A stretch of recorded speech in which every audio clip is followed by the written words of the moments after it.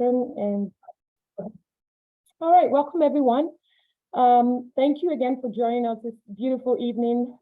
My name is Julia Bushi, and I'm the Provincial Director with the Saskatchewan Health Coalition. With me this evening is Vicki Mowat, the MLA for Saskatchewan Fairview and House Leader of the NDP.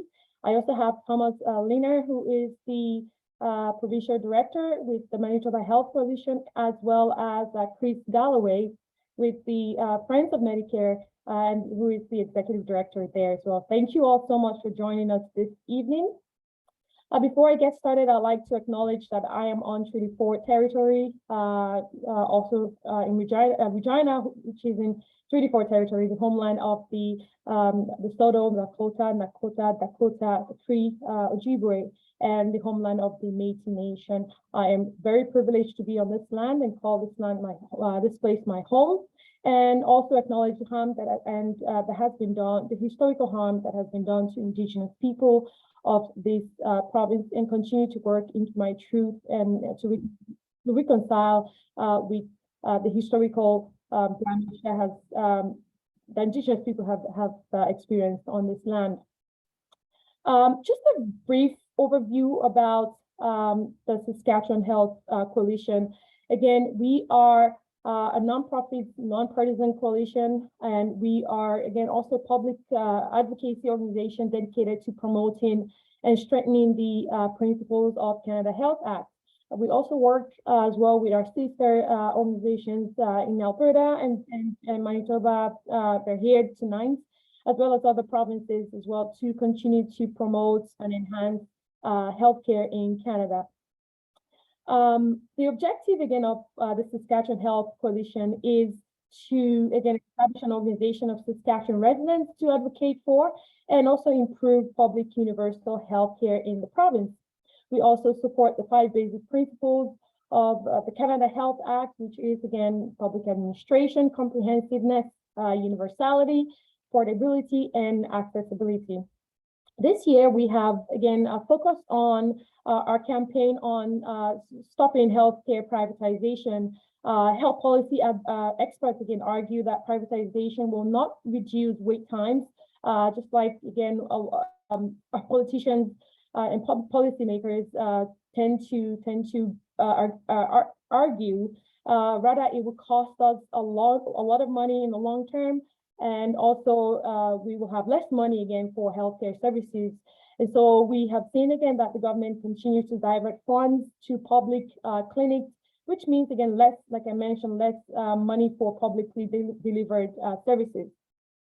We also experts again and research also shows that privatization will also lead to staff shortages.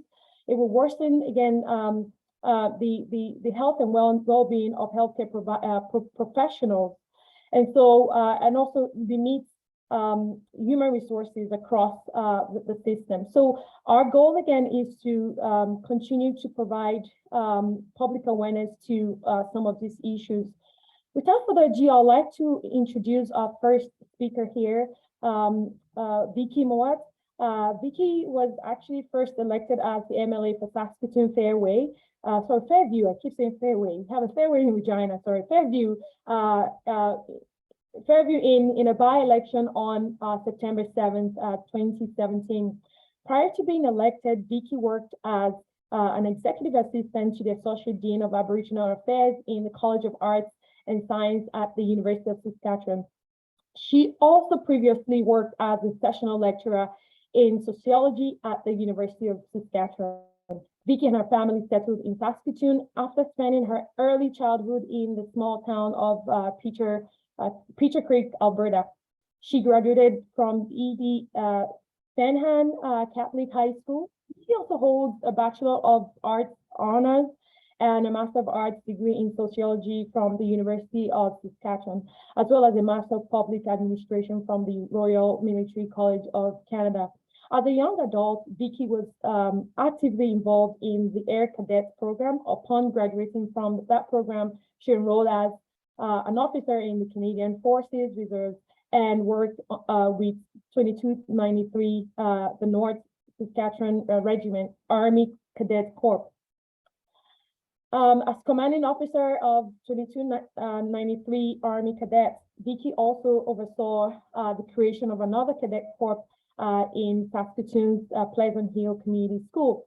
In January 2013, she received the Queen Elizabeth II Diamond Jubilee Medal, which honors Canadians who make significant contributions to the country. She is a retired captain of the Canadian Forces Reserve. Currently, Vicki is the opposition leader, a deputy leader, and opposition critic for Health. In her spare time, Vicki enjoys biking, riding, curling, and acrylic painting. Vicki is a cooking enthusiastic at home and enjoys visiting local restaurants. She lives in West Saskatchewan with her partner, Grayson, who is a teacher. Vicki, thank you so much for joining us this evening. I will stop sharing my screen here, Vicki, if you want to share your screen, and the floor is yours. Thank you so much, Juliet. It seems like I need a shorter bio. Yeah, thanks to everyone for joining us tonight. I didn't know that Zoom bombers were still a thing. So I hope that everyone is here who wants to be here. Yeah, thanks for your patience with that. I also have a loud dog upstairs, which hopefully no one can hear, but there are some repairs going on a car in my garage, and my dog is very unhappy to not be part of that action. So please excuse it if you can hear it, and if not, just ignore, because everything is going well. Okay, so I think I've got my thing all set up here. Make that a little smaller. All right, so just let me know if you can't hear anything at any point, or how that goes. The weirdest thing about being on Zoom is that you can't always like see your audience. So I'll do my best. You know, I think I'll talk for about 10 minutes here, and then we'll have an opportunity to hear some questions from you folks and any input that you might have. So I was asked to speak a little bit about the state of healthcare in Saskatchewan. I am the critic for health with the NDP, so I've been doing this for about 4 years now, and I have gathered some information about the state of healthcare in Saskatchewan, but it's still an intimidating topic to be sure. And Zoom is not going. Okay, so I thought I'd sort of narrow it down to a few different issues that we are seeing. It's pretty hard to isolate some specific issues, but I've done my best to do that. One of the big things that we're dealing with right now in our province is ballooning surgical wait times. They've been growing since 2014. The Sask Party has not worked to adequately address them. And what they're looking at right now for solutions is out of province care and paying for private surgical centers to come into our province. We also have emergency department issues. They're full in our large urban centers. They're closed in our small urban centers. We have issues with family doctors in our province, 82 fewer family doctors between 2018 and 2021. We know there's continued to be an exodus since then. And as of late, no family doctors are accepting new patients in Saskatchewan, which is quite concerning. We're also dealing with nursing burnout and retention issues. Folks like agency nurses are being hired to temporarily fill these gaps, which creates an even more unlevel playing field. We have significant issues in long-term care, both with the availability of care beds, the fact that that number hasn't grown, and in access to care as well. Most recently in the pandemic, we saw this reach come to a very serious head with extended care, where we had far more seniors pass away in the extended care than in our other facilities. It has led to the extended care facilities being bought out at this point. while at the same time, there are requests for proposals for more private care options. So it seems that the government, despite that, has not learned its lesson. And then, of course, the availability of ambulances. This is directly tied to emergency departments as well, and ambulances waiting in emergency departments or transferring from facility to facility. And notably, there was a Mormon man who waited 9 hours for an ambulance last month. This isn't an extensive list of issues, but I think it's a handful of what some of the significant challenges are in Saskatchewan right now. So people are looking for solutions to these challenges, and a lot of them sort of can be boiled down to staffing shortages or a lack of quality care. And some of those people, including the Sask Party, look to opening the door to further privatization. So I'm going to talk a little bit about this study that I came across recently from Angus Reid and what some of the findings are, and also what's being done in the province. So this is a chart from the Angus Reid survey. And if you look sort of the fourth column in, can't really point on here, but the fourth column in shows Saskatchewan. Everything in red says that the state of healthcare in our province is poor. Everything in blue says that it's good. So you can see that over 50% of Saskatchewan residents describe the quality of healthcare in our province as poor. This is leaving people in a desperate situation and putting them in a situation where they're open to all options. So let's talk about what the Sask Party is doing right now.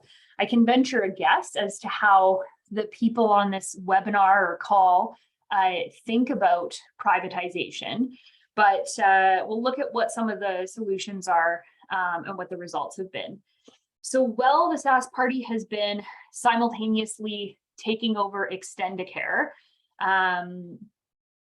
because they let them run rampant without any rules in our province. We don't have minimum care standards, and that turned out to be a very bad idea. They're still actively pursuing private care at all opportunities. So we haven't seen a change to the approach.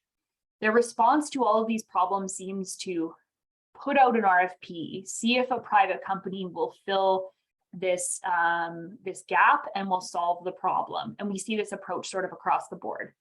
We've seen this in action as the government has privatized linen cleaning in hospitals, security services, food services, parkades. They closed down publicly owned long-term care facilities and then put up RFPs for private ones. So why are these things problems? At the surface level, they can seem pretty innocuous. But they lead to a lot of unintended consequences. They lead to people finding prison shanks in their hospital laundry because K-Bro Linens also does prison laundry and refuses to keep these things separate. They lead to a rotating cast of security guards at hospitals who aren't trained in the same way to prevent serious injuries and de-escalate violent situations, and a system that doesn't reduce costs or improve security services. They have allowed paid plasma clinics in our province that operate for-profit services where other provinces have previously banned them. And perhaps most notably, they've set up a two-tiered system of private MRIs in Saskatchewan that hasn't worked to decrease the size of the wait list, because we know when we introduce two tiers, it never works out this way. BC knew this, and they actually bought out all of their private MRI clinics. But Saskatchewan hasn't listened to that, hasn't been transparent with their data. We've been asking for a couple of years now about the MRI waitlist. They haven't provided it. So we don't know how many people are waiting. And in the meantime, they've been put on notice by the federal government that they're breaking the Canada Health Act. And the federal government has threatened to withhold dollars from the Canada Health Transfer as a result. Still, there has been no change and no admission of fault from this government. And lately, they haven't worked to recruit more specialist positions to run operating rooms. We have the physical space, but not the people, including operating room nurses and anesthesiologists. But they believe that private surgeries are going to come in and magically fill these gaps, not acknowledging that people don't just appear out of nowhere. Maybe I'm not enough of a diehard New Democrat, but I actually always look to find evidence-based reasons that privatization is bad. I don't believe on going on faith or ideology. I think we need to follow the evidence. So I've sought out a number of reasons why privatization doesn't work. And there are very many. Here are just a few sources that I sort of thought of in preparation for this, this chat that we're having today. So the first one is the book Better Now by Danielle Martin. Some of you might remember Danielle. She sort of went viral on Facebook a while ago, defending public health care and the model in Canada. She has a book that highlights 6 big ideas, and these are all within the public care system. She also does a good job of talking about why what's happening in the States is not a better system and the problems that are introduced when you introduce profit motive into healthcare. I also included Crumbling Away, which is a report, I think it was commissioned by CUPE, showing that privatization is incompatible with quality long-term care.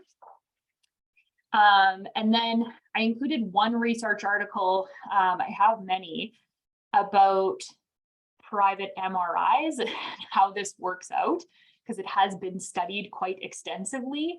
And you'll see that this is from June 2004. So it's just really disappointing that we're still in this boat in Saskatchewan. Findings here showing that private for-profit delivery is more expensive and destabilizes the public system. So why is this concerning? This is coming from the Angus Reid survey, and this is the percentage of Saskatchewan residents that still support public health care. You'll see that everything in red is the percentage of people that think that more private care will only worsen the healthcare system. Everything in blue is the respondents who said that more private care would improve the healthcare system.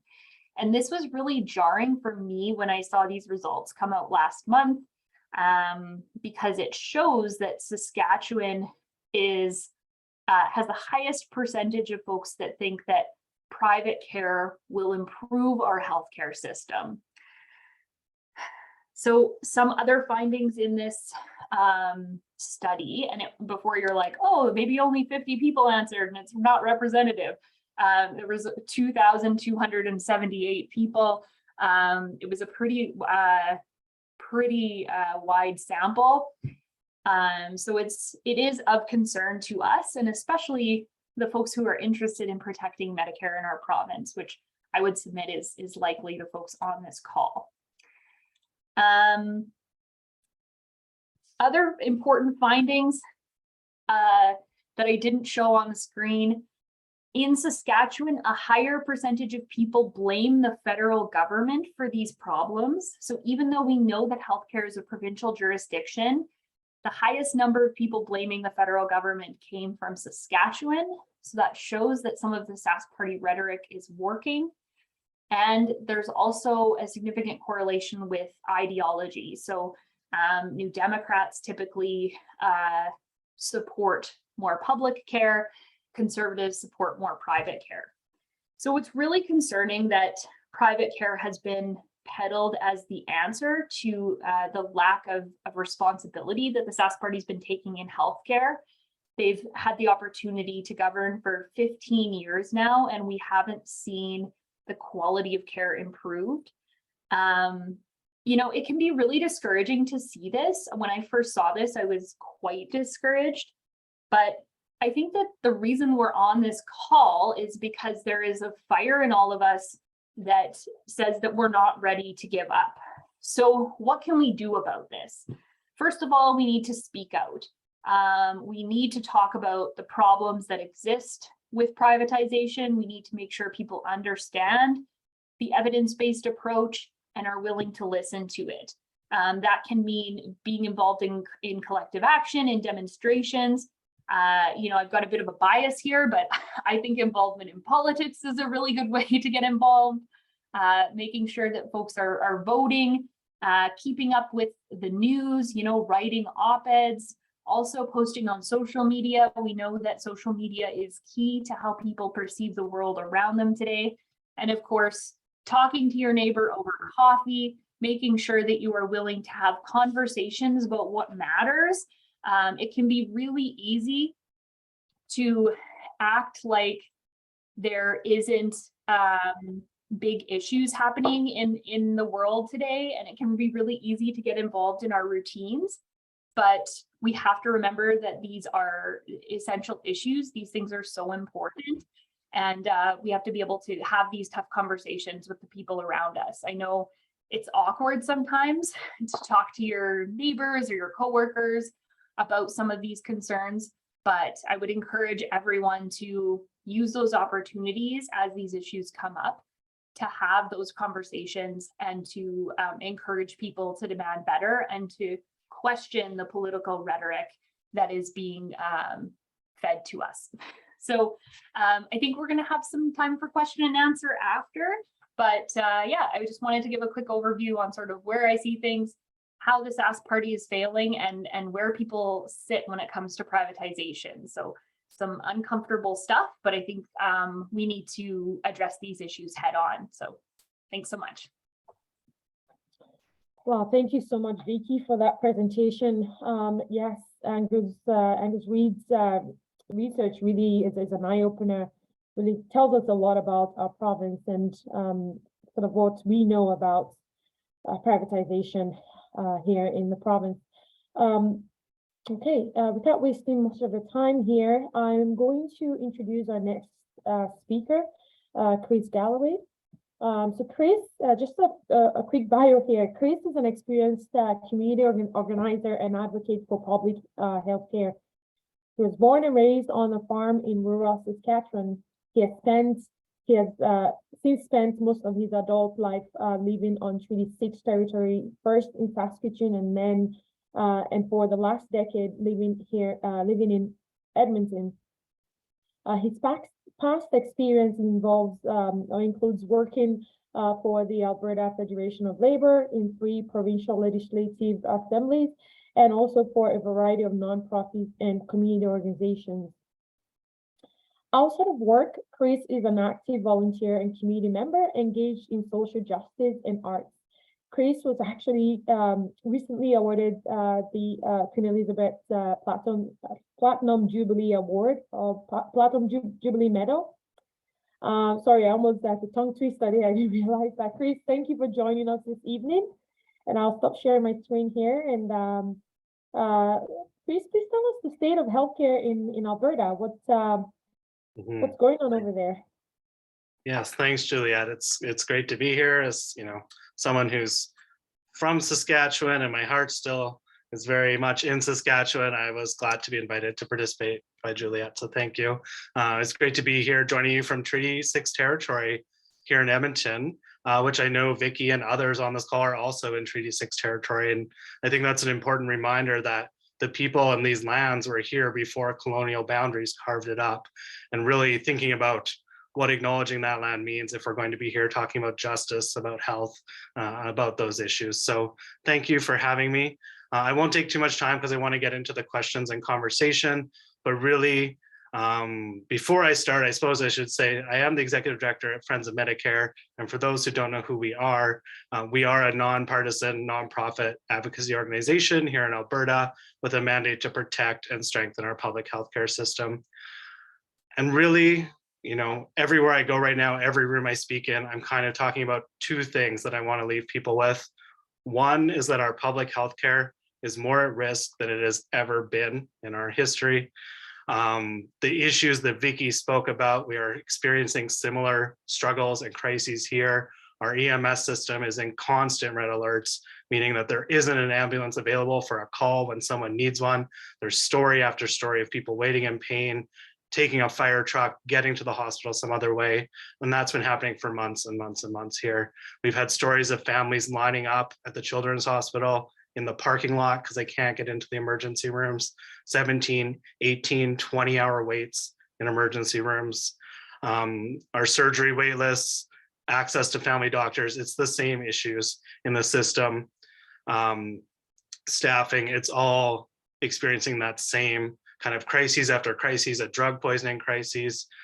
All these things are coming together to really have people experience a healthcare system that's not there when they need it, whether it's an ambulance, emergency room, a surgery, or some other type of care, acute care. But the second thing that I really try to leave people with as I'm touring around Alberta, we're actually on a tour of 5 cities again next week, is that this isn't happening by accident.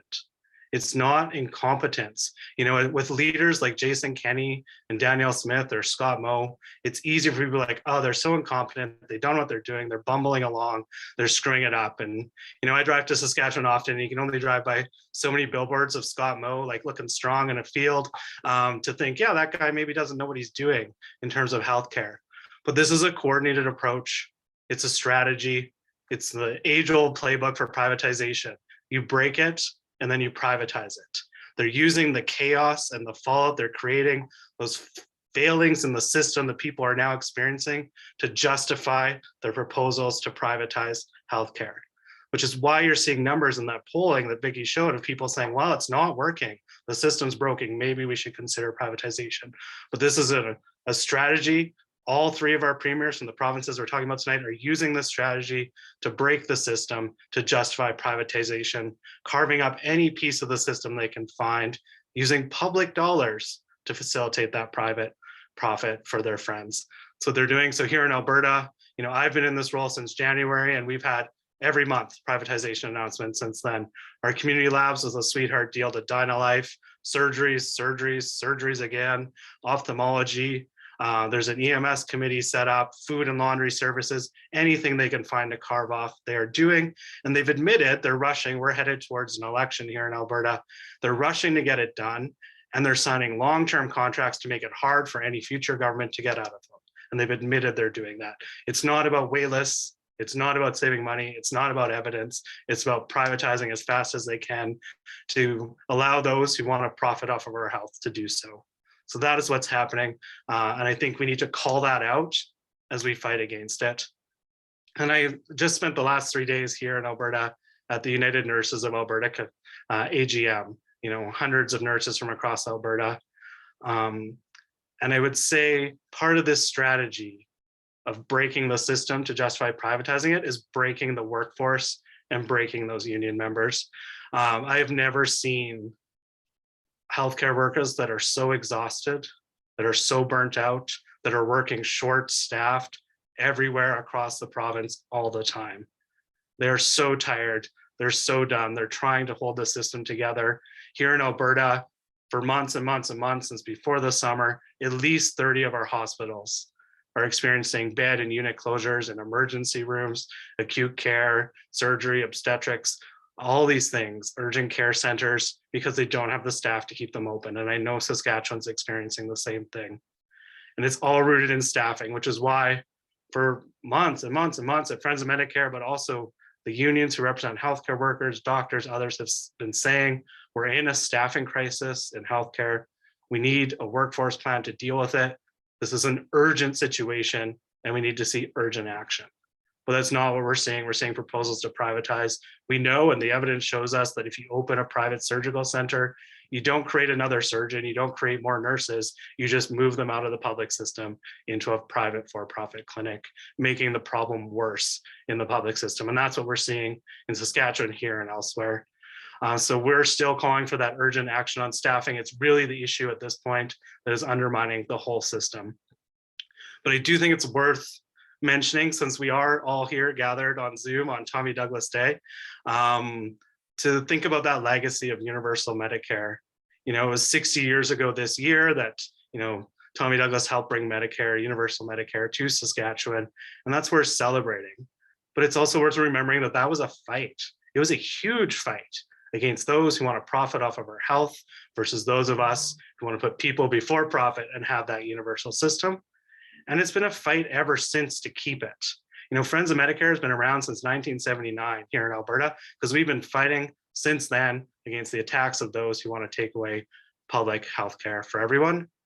And it's also, we're still in this fight to actually achieve the vision that Tommy had 60 years ago to ensure things like dental care or pharmacare are actually included in the system.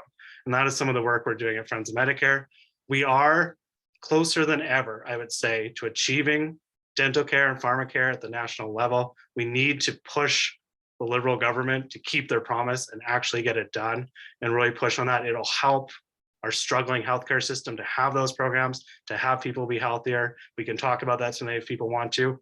But I think since we are all here gathered on Tommy Douglas Day, it's worth both remembering the history and remembering where we're trying to get to. It's not just fighting against these privatization attacks or fighting to keep what we have. It's about what we actually want, which is a universal Medicare system where all of people's health needs are covered under the Medicare umbrella. But I'll leave it at that because I want to get into the questions and hear from Thomas in Manitoba. But thank you for giving me some time tonight, Juliet. Absolutely. Chris, thank you again for that presentation. I will just go right in here to introduce our third speaker here, Thomas. Thomas, I'm sure I hope I'm not pronouncing your last name. Is it Linner? Linner. Well, Thomas was born in Saskatchewan and raised in Manitoba, Saskatchewan and Saskatoon. He moved to Winnipeg in 2008, intending to work briefly for the Duer government and then return home to pursue a teaching degree. Then he met someone, and well, we all know how that goes. 2 children later, he is a happily settled Winnipegger. Thomas has always, again, been passionate about social justice, human rights, and progressive politics, and feels lucky to have made a career working in 2 provinces and on a national level to advance those causes. The Manitoba Health Coalition was created in 2018 as community organizations saw the onslaught coming from the Brian Pallister government in regards to healthcare. When the position of the provincial director became open in 2021, Thomas was excited to take on a new role fighting for public health care in Manitoba. Thomas, welcome again this evening, and please turn your camera on if you haven't already done so. And Thomas, can you please share with us what is going on in Manitoba? Yes, well, are you gonna, if you stop sharing your screen there, then I can get myself started. Beautiful. Hi, folks.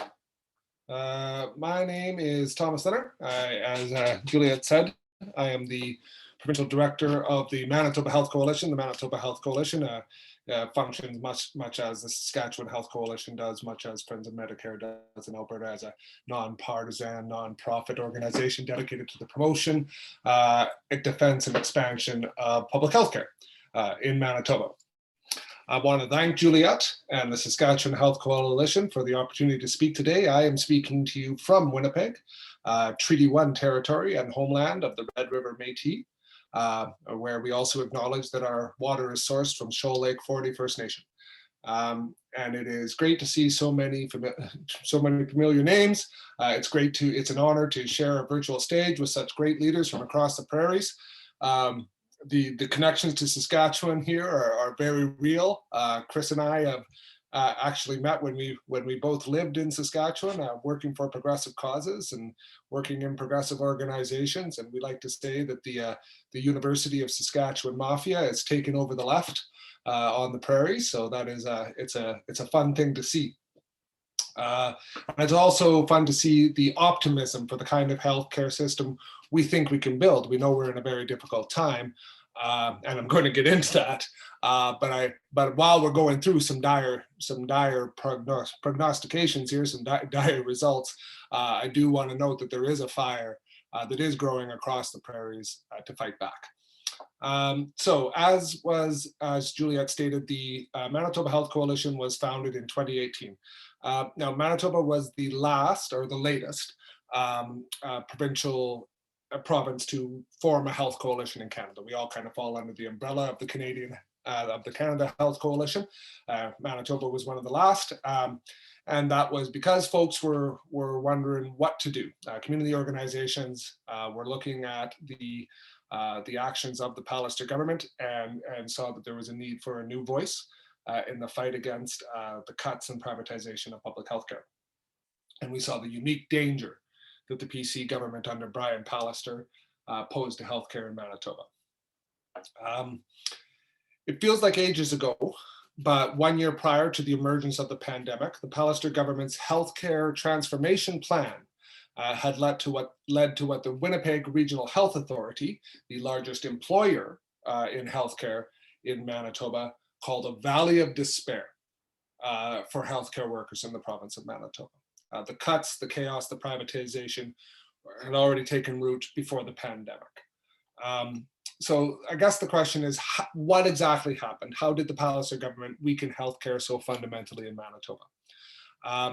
And I think after listening to Vicki and to Chris, that we can all understand that there's a little bit of a familiar story here. It is a story of a conservative government dedicated to deep cuts designed to cause chaos and justify privatization. Cuts, chaos, privatization. That's the agenda across Canada, and it's really hitting home on the prairies. What it meant in Manitoba, and what it has meant in Manitoba, is the following. A government that closed half of Winnipeg's emergency rooms, going from 6 to 3. The privatization of Manitoba's air ambulance services. Going to war with frontline workers by including nurses and healthcare staff by imposing a wage freeze on the public sector. Imposing representation votes on healthcare unions instead of working with them to address staffing needs, closing quick care clinics, which were publicly funded, nurse-led community clinics designed as an effective alternative to emergency rooms for minor incidents, deliberately, as a cost-cutting measure, cutting ICU beds in Winnipeg, privatizing outpatient services, and canceling $1 billion in healthcare capital commitments, including long-term care homes and cancer care. So let me stress, Brian Pallister took office in 2016. The pandemic hit in 2020. All of these cuts took place before COVID-19 hit Manitoba. So it's no wonder that Manitoba saw some of the worst COVID-19 results in the country. During the deadly second wave of COVID-19, Manitoba had far and away the highest death rate for long-term care residents among the provinces, especially in for-profit facilities. Overall, Manitoba has had the second highest rate of deaths in Canada, behind only Quebec. And by the way, as of right now, for the last 2 weeks of 2022, ending October 8th, Manitoba has, once again, far and away the highest death rate due to COVID-19. During that 2-week period leading up to October 8th. Although we do know that it's hard to trust the data coming from some provinces such as Saskatchewan, and that's a long-standing issue. But still, it's worth noting, and it's a difficult thing to face day after day.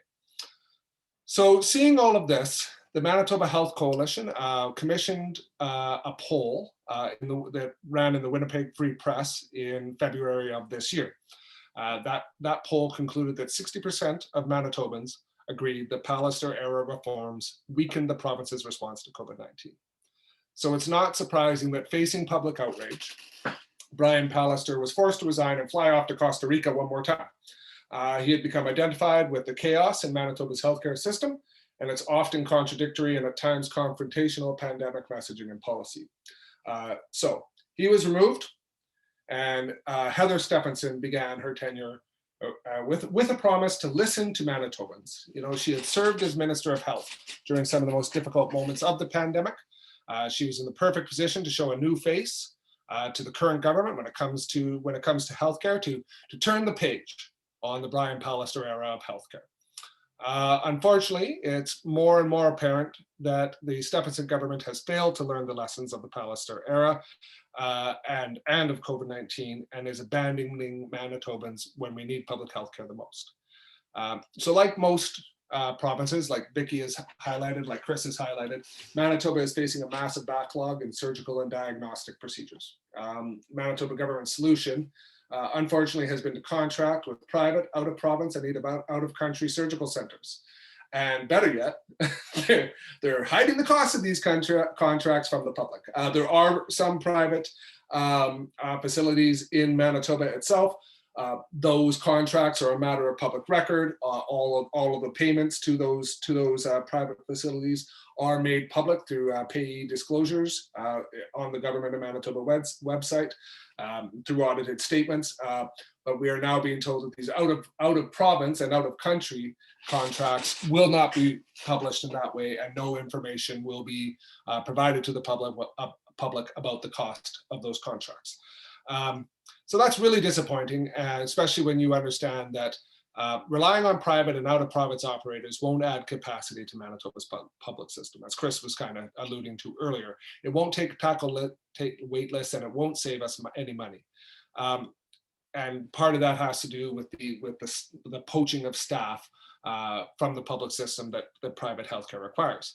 It also runs entirely contrary to the desires of Manitoba families. Vacancy rates in nursing and allied health professions are already severely affecting the operation of hospitals in Winnipeg and across Manitoba, and the last thing we can afford is to lose staff to more private providers. In the polling conducted that I spoke about earlier by Probe Research, 68% of Manitobans believe the answer to ongoing backlogs and wait lists is to invest in the public system over privatization and contracting out. So all of this is sounding quite familiar. One thing that is a little bit more dire in Manitoba that I want to get into is the stage that is being set by this government in terms of the health policy governance in the province of Manitoba. So we have written, I have written on behalf of the Manitoba Health Coalition to the Auditor General of Manitoba about the government's appointment of individuals with direct ties to private healthcare to the board of Shared Health Manitoba. Now, you don't know what Shared Health Manitoba is. I'm going to explain it to you a bit. Shared Health was created in 2018 by the Pallister government to serve as kind of the provincial lead in, quote, planning and coordinating the integration of patient-centered clinical and preventative services across Manitoba. They changed the Health Administration Act to place a number of services that are delivered by the health authorities under the governance of Shared Health Manitoba. So the plain English translation for this is that it serves as the engine of cuts and privatization across the provincial healthcare system. It is a body that was designed for that purpose. Now they've appointed a permanent board of directors, and on that permanent board of directors, 6 of the 11 appointees have direct connections to private companies with a financial stake in decisions made by that board, including pharmaceutical companies, virtual care providers, and private healthcare staffing agencies. Manitobans should expect that a board overseeing these services would be selected for the good of all Manitobans, not for their connection to commercial interests friendly to the Pallister-Stephenson vision of healthcare in Manitoba. So all of this is pretty awful and depressing. Manitobans are sick of and sick from the chaos injected into our healthcare system over the past 6 years. And now, just yesterday, in fact, the PC government has signaled that they are going to try to change the channel prior to the next election with big tax cuts. So we are in the middle of a healthcare staffing crisis, chaos in hospitals and emergency rooms, home care in absolute shambles with new horror stories every week, and rural healthcare teetering on the edge with towns unable to keep hospitals open across the province. And the Manitoba PC government is talking about tax cuts. So this is not the act of a serious government. We are in the process, Manitoba Health Coalition is in the process of preparing for the next provincial election, which is scheduled to take place actually about a year from now, in October of 2023.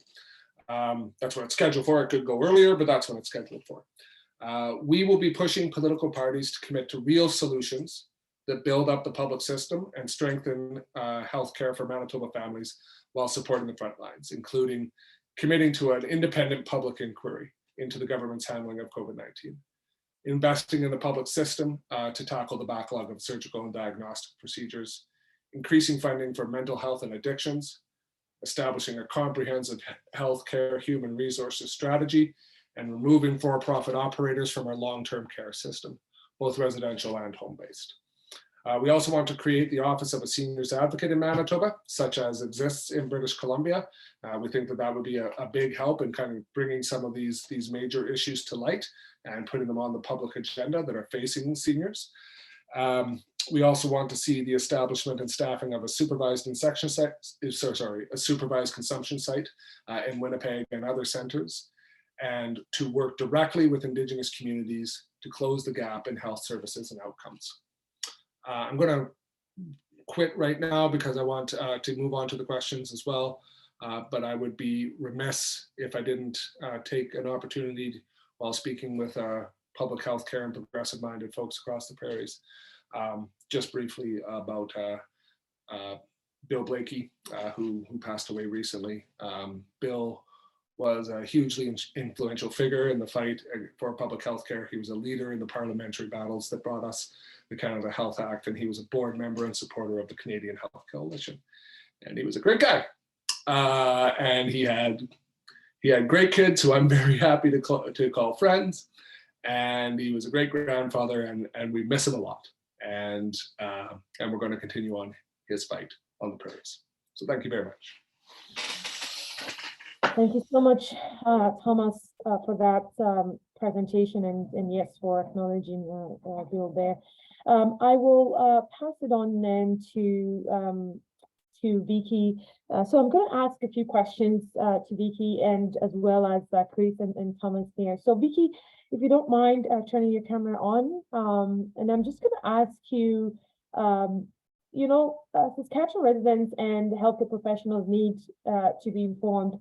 In your presentation this evening, you've touched on quite a number of areas that we need help in, in terms of, long-term care facilities, emergency room services, transportation, blood services, and so on. And most times, something that we have also encountered as well is accessing that data or information. And we know it can be challenging. Why is that so? And what needs to be done, like to have to also educate and create that awareness to about those data, those important data. Vicki, before you get on here, I was just going to announce that the chats will be enabled right now. So if you have any questions as well, please feel free to type it in the chat box, and we will get your questions to the right speaker. Thanks, Juliet. And it was really interesting to hear from Chris and Thomas as well. And it's always disconcerting when you find out that it's, very similar situations in other provinces, but we know that these premiers are working from the same playbook. So it's just further evidence of that. Knowledge is power, and the government not being upfront with all of this information is not surprising. I think about COVID-19 and the fact that we haven't had regular reporting of numbers, that it hasn't been publicly available. They've now once again switched the reporting, so there's it's being lumped in with other communicable viruses now. Like, it's just garbage in terms of the government's lack of transparency. And it's just so rich that people are being asked to make their own decisions when they can't actually make an educated risk assessment, because they don't actually know how prevalent COVID-19 is, and those numbers are not being shared in terms of hospitalizations and deaths. So it's quite frustrating to operate under these circumstances. I think a lot of people think that in the opposition, we're privy to additional information that the public doesn't have, which is simply not true. We have the same information that all of you have. We get our news from the same places, and it's incredibly challenging to get that information out. So some of the levers that we use are freedom of information requests, which many of you might have experience with as well, but there are extensive delays there. They can redact portions of them, and it's just it's not a clean process in terms of getting regular access to information. We can ask written questions when we're sitting in the assembly, so we do use that process a little bit. Again, extensive delays, and the government can just choose not to answer them. We have some avenues through asking questions in committees where we try and get some of this information. I was alluding to the fact that we haven't had accurate information on MRI wait times or the wait lists for a couple of years now. And that's because I've asked in committee over and over again, and I'm just getting old numbers. So like, it's almost like the government either doesn't know or doesn't want to know what the numbers are. And, you know, we were sort of sold this lie when amalgamation happened 5 years ago now, that one health region would mean a streamlined process for all of these requests that, and like, I didn't believe it, but that's what they were intending to get across. Sadly, we rely so heavily on national organizations like CIHI, the Canadian Institute for Health Information. In a weird turn of events, the Saskatchewan health data goes to CIHI, and then CIHI reports it, and then the Sask Health has given me some of those numbers in the past. So it's very kind of backwards, but we really appreciate all the reporting that CIHI does, and you know, I really utilize that to be able to make some informed analysis of how Saskatchewan is doing compared to the rest of Canada. But it's incredibly frustrating. And yeah, like Chris had said earlier, like, I refuse to believe this is not a deliberate choice. Absolutely, absolutely, Vicki. Thank you. And Chris, I'll turn over to you here. And you mentioned your new premier. And but we also know that healthcare privatization, as you've mentioned, has been on the rise, and it's been on the agenda, similar to Saskatchewan and Manitoba. And we can see that in long-term care, we see that in emergency room services, and so on. What are some of the challenges and impact of health privatization on healthcare services and providers in Alberta? What's sort of the impact and challenges do you see in your province? Yeah, so we do have a new premier. You may have heard of her, Danielle Smith. We also will have a new cabinet tomorrow, so we may have a new health minister. Unfortunately, we don't expect much of a change in their agenda based on comments we've heard so far. I would say one of the big challenges we've experienced with this current government and privatization is a lot of it is about, you know, a lot of what they do is creating chaos, right? So on top of all the other issues we're facing, you know, an example that comes to mind is we desperately needed lab services in this province. The former government had started construction on a super lab. They were calling it in Edmonton, a new facility with new equipment. We had a huge capacity issue. And when the new government came in, they canceled it, stopped construction, filled the hole back in, and then did a process, an RFP, and a while later, they finally announced they're transitioning to DynaLife for a lot of our community lab services, but only some of the services. So the workers in the system have been like thrown back and forth. Are they in the pension? Are they not? Which facility will they work in? Which won't they? And we're spending all this energy on that chaos rather than actually, you know, we were all through a pandemic needing lab services, and we're having all these other issues that we're dealing with instead of focusing on improving care and services. And specific to seniors care, you know, we're very good at privatization in Alberta. I don't know how else to say it. So our seniors care and our home care is highly privatized already, with a lot of for-profit in the system already. We saw how poorly we did through the pandemic here in Alberta in terms of seniors care. Is disgraceful. Our provincial government passed legislation to protect private operators from being sued for how bad it was here in the pandemic and the resulting death and illness that happened in those homes and workplaces. And we've set it up as where, you know, profit is the main motive. Seniors are being treated as a commodity, and it's not about care. And we really have a system now that relies on folks having family or other supports around because they're not actually getting the care they need, either through continuing care or home care. So if there's not someone else around to fill that gap, you're actually left in a situation without the care you need. And they've announced now privatization further of what remains of our public services and seniors care.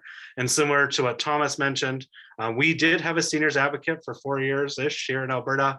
It was canceled by this government, and we have a campaign called Alberta Seniors Deserve Better. And part of that campaign is to bring back that advocate, so you do have data and a voice available to seniors on those issues. And similar, just to touch on Vicki said, it's a trend, and I don't know about Manitoba, but I know here, hiding the data is part of this strategy now. Our COVID data is not transparent, but it's also things like drug poisonings, the opioid, overdose crisis. When the government attacked harm reduction and consumption services, they also stopped reporting data by neighborhood because it didn't back up their decisions.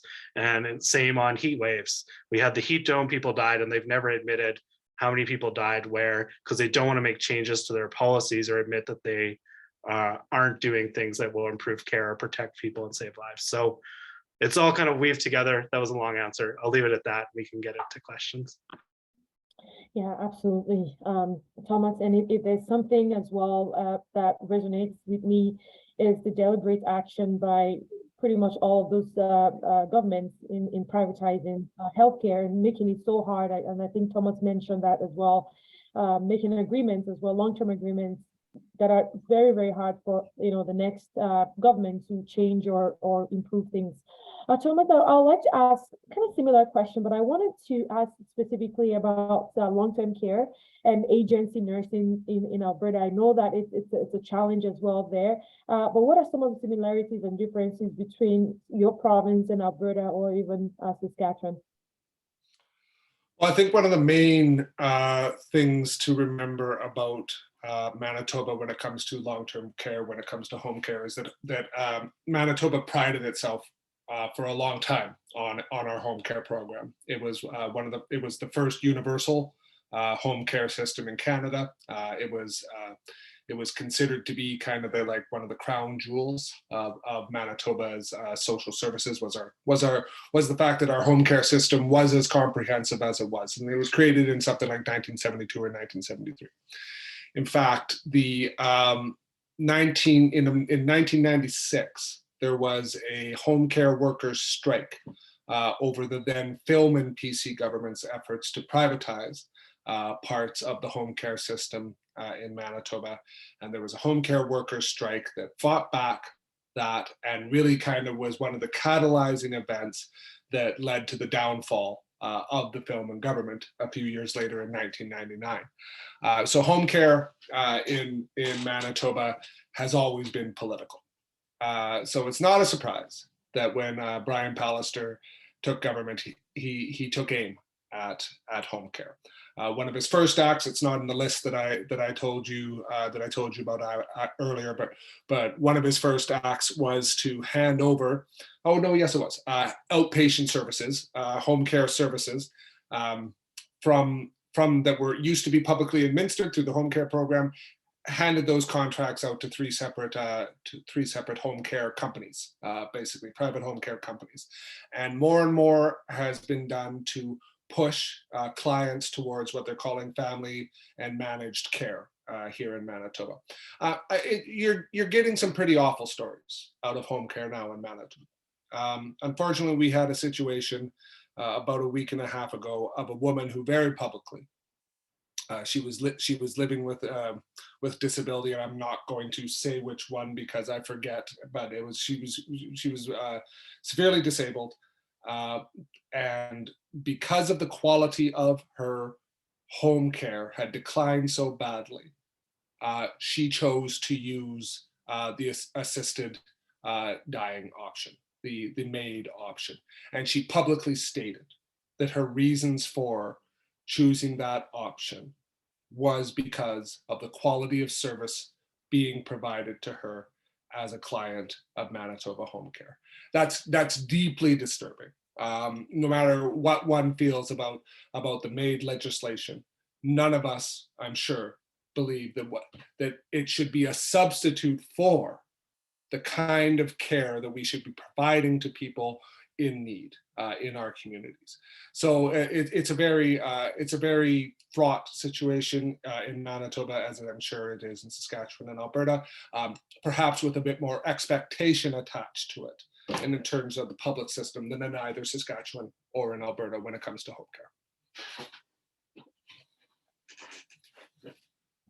Yes, sad story there, Thomas, but thank you again for that response. I have one final question for the three of you here, and I think slightly different, Vicki, but I wanted to know, so again, health coalitions and other public advocacy organizations rely on a coalition of people from diverse sectors. We see Tommy Douglas perfected this as well in bringing so many people, farmers, teachers, religious leaders, healthcare workers, and so on together to make Medicare a reality. What do you hope for the future of healthcare and for Thomas and Chris for health coalitions as well? And also, what mandates do you currently have regarding EDI and Indigenous people, say on your board and also on your in your organization? I can start if you want. For one thing, I think that it is, and we kind of unfortunately saw a little bit of this at the beginning of our time here together. It needs to be stated that we do not have a truly universal public healthcare system so long as we have racism and discrimination in that healthcare system and in our society. That is a fundamental fact that needs to be addressed in our country, in our communities, and across our provinces. I'm honored with the Manitoba Health Coalition to work in partnership and in community with a number of First Nations and cultural communities. We have a strong mandate to work with cultural communities, and particularly with First Nations organizations, to address the matter to closing the gap of discrimination and advancing reconciliation in healthcare. It is now a major plank of the Manitoba Health Coalition's work. We are the province with the largest population of First Nation peoples, Indigenous, but also First Nations in the country. It is a massive part of our healthcare system and a massive part of moving equality forward in our province and in our country.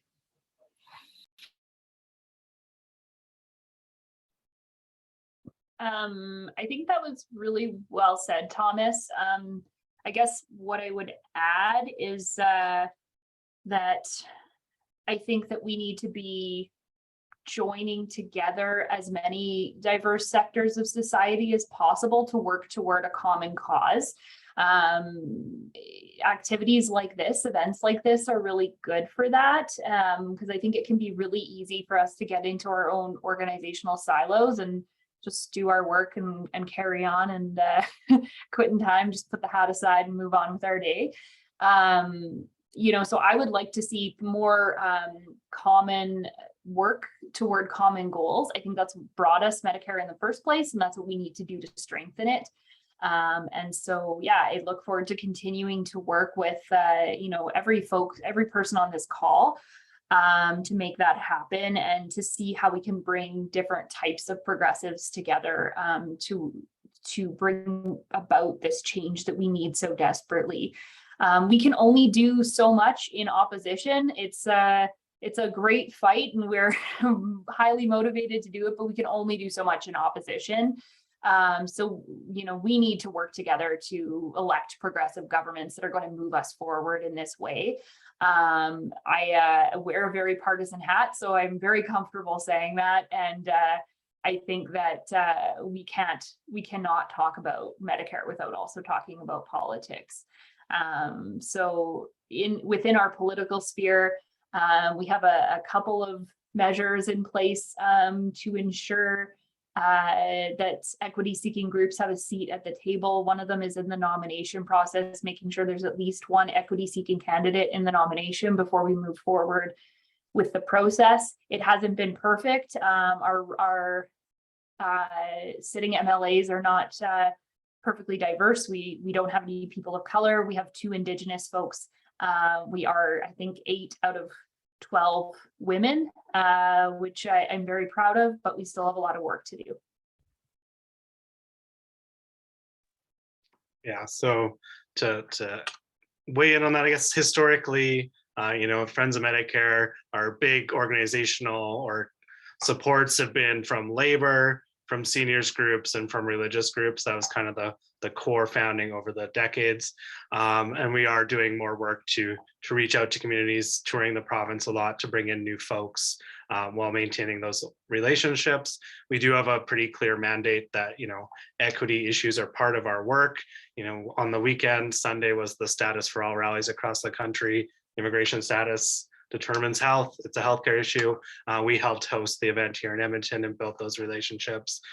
Similar, it's been touched on by Thomas and Vicki, but especially on the prairies, like racism and healthcare that Indigenous folks are experiencing is a real issue. It's a serious issue. We've had some, I believe people when they tell those stories already, but we've also had some research here in Alberta of the experience of Indigenous folks trying to access emergency rooms and how bad and how unbalanced that is versus others. So there is work to do on that in our work in ensuring we actually have universal healthcare for everyone. And internally, beyond reaching out to new communities and building those relationships and supporting in solidarity when we can, I think she may have left, but Terry from Public Interest Alberta, one of our partner organizations here, they've been doing a lot of work on their internal policies on EDI, and I'm on that board, and we're looking at bringing some of that work over to our board and strategic planning coming up at Friends of Medicare, because there is more work to do to ensure throughout the organization we're doing that. Absolutely, Chris. And I was just going to touch on the Saskatchewan Health Coalition as well. Similar to Chris and Thomas, equity issues are part of a core part of our organization. We do recognize that there's racism and discrimination, and a vulnerable segment in our community are unfortunately at the receiving end of it. We are also unfortunately, luckily have had lots of support from the labor movement. So a lot of our board members are female. But of course, in terms of diversity, it's something that we are again having strategies to continue to diversify our organization. I think one area I find that there is gap is in terms of, I think Vicki, you mentioned that as well, in terms of organizations working in silo, is something that we are trying to bridge again that gap. Folks in the environment and other organizations as well, other sectors, if we can get together and get this going, because we can't do this alone. I think I have one more question here from the public, and I think it sort of touches on what we've already discussed. But they would like to know what kind of strategies are being pursued in terms of mobilization of people and healthcare workers in other provinces. So in Alberta and Manitoba, what sort of strategies have you used to mobilize people and also healthcare workers in the province? And Vicki as well, you can also touch on this as well. I can go first if you want. I see Lynn's comment there. I don't know if she's still here, but yes, the workforce issues are so important, and that's part of what we're doing. We're doing a lot of work to ensure all of our healthcare unions here in Alberta, once we have this new premier, we have a new health minister likely, we're going to be working together to ensure there's one voice for the workers on the solutions, and those solutions are around staffing, the retention, the recruitment, and the training of staffing in the system. So we are doing that coalition building work within the workers' organizations' voices, but also we're trying to get out to people in communities where they're experiencing these issues. So starting on Monday, in Alberta, we're starting the Better Way Alberta tour, because there's a better way that we could be doing things heading into this election. And we're hitting 5 cities next week, and there'll be more to come from that. So really trying to go to where people are in their community, where they're experiencing these healthcare issues, and asking them to join us in this push. And in Alberta, we're on a different cycle than the rest of you, where like our election is imminent, and that's what's on top of people's minds. So a lot of it's kind of connected to pushing the platforms of the political parties and ensuring people get out to vote for healthcare when the time comes. And that's kind of the mobilization we're doing. I'll go next because mine will be more similar to Chris's, and Vicki, as a politician, will have a slightly different mobilization kind of response. There's a number of things that we are looking at. One, as much of what Chris has said can be said for Manitoba as well, in terms of working with the organized labor and the healthcare, the major healthcare unions on mobilization of their members, education of their members, speaking at events and that sort of thing for those organizations, and giving them resources to move forward. We are also beginning conversations with seniors organizations and a number of others to look at what mobilization looks forward.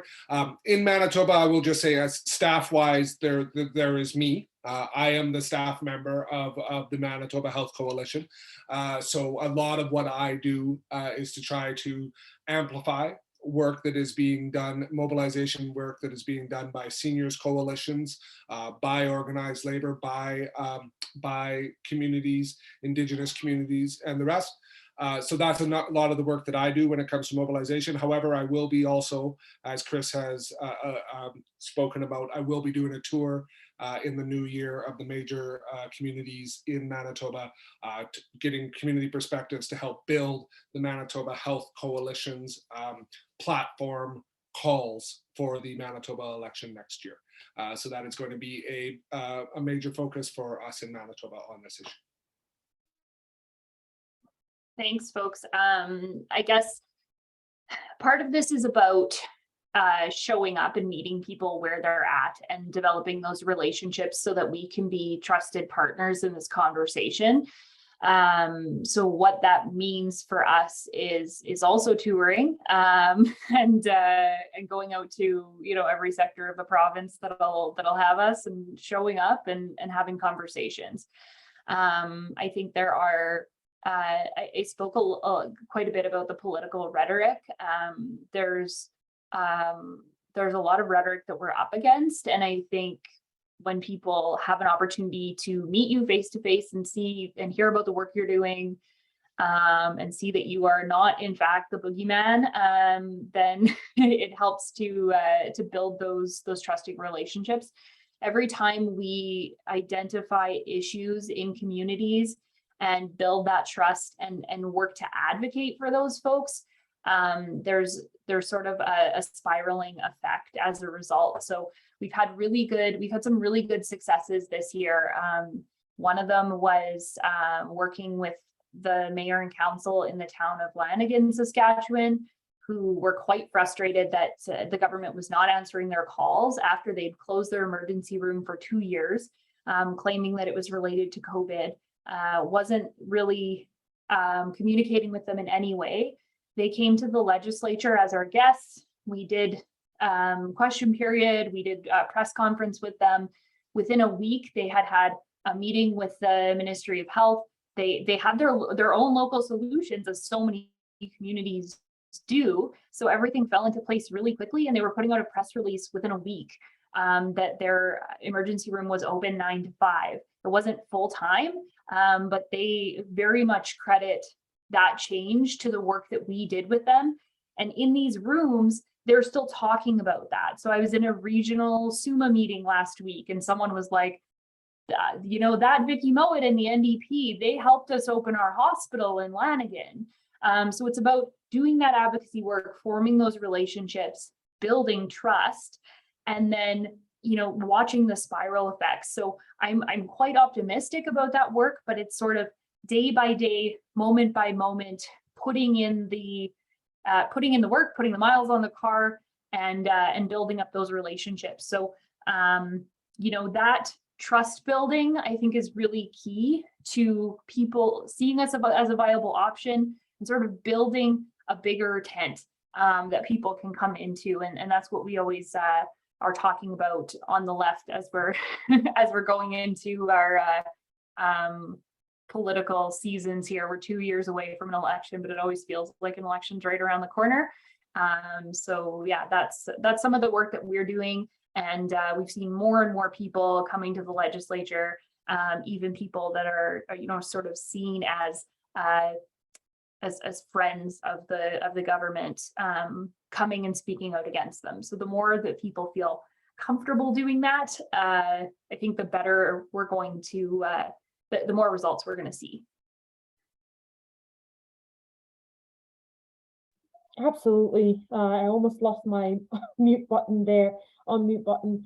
I think something that resonates with me here is that we are, all of the organizations represented here are key, you know, take pride in actually going to meet with the folks, as opposed to sitting down and asking folks to come meet you. And so there has been a lot of work being done. I wanted to, Chris or Thomas, do you want to share about the petition that we all signed for the immigrants, especially yeah, I think there's a question there as well about refugees without status. Yeah, I see Joyce's question there. It was good to see you today, Joyce, and that you're here tonight. Joyce is a nurse here in Alberta. You're so true. So that is why there was a joint letter. I can find the link for the chat that over 50 organizations and 800 healthcare professionals across the country signed, calling for status for all immediately, that everyone would have access to healthcare in this country, whether refugee, immigrant, or you know, lacking status for whatever reason. And there was a day of action on Sunday across the country at cabinet ministers' offices, which, you know, in Edmonton, we hosted as Friends of Medicare.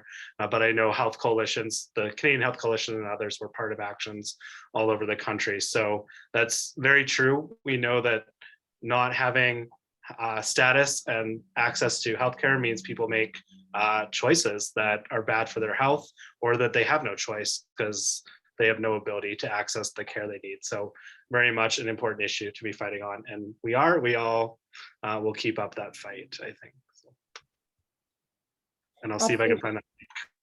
Sure. Thanks, Chris. I think the last question that I see here is from Elaine.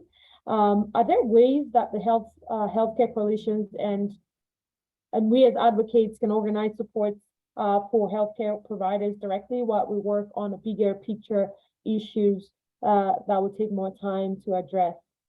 So in the meantime, I feel like, you know, we've sort of touched on this as well, but do you want to, who wants to go first?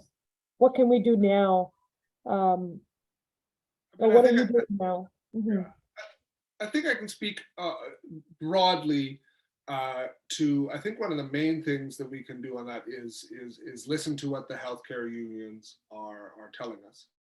The democratic bodies that are elected to represent the workers in healthcare in all of our provinces I think we can amplify their voices, what they are telling when they come out with petitions, when they are organizing rallies, when they are organizing events, when they are calling on people to talk to their political leaders and to all the rest. That we do that we follow through on that. Nobody in healthcare that I know would rather be on a picket line or on an information line or on a phone to a politician rather than doing their jobs in a hospital in a safe and secure environment. But absent those safe and secure environment, they need the support from every single one of us who is fighting for public health care in our provinces. So that's what immediately comes to mind for me in terms of what can we do. What we can do is provide our solidarity for those actions and those calls that are being made by their organizations. Yeah, just to add to that, just from being at the nurses AGM this week and hearing from folks there's kind of multiple things going on. You know what many speakers said, but the one I remember clearly was like, I don't want another muffin. I want support for the trauma I've experienced. right? I need care myself, right? And they're not getting enough. There's not enough sessions. There's not enough care. There's not enough mental health supports available right now for those workers. I know unions are fighting for more. As the public, we can push for more to ensure when workers have experienced an event and they call the helpline that they have access to, the person they talk to has some sort of training to help them, which is stories we heard yesterday and today, that they're talking to people who don't have training to help them, and that's making it worse. So I think as the public, we can push on that. I know unions are bargaining on that, but it's also combined with that, fixing the work conditions so that people aren't so burnt out. They're not working short-staffed. They're not working intense overtime and having no time to decompress.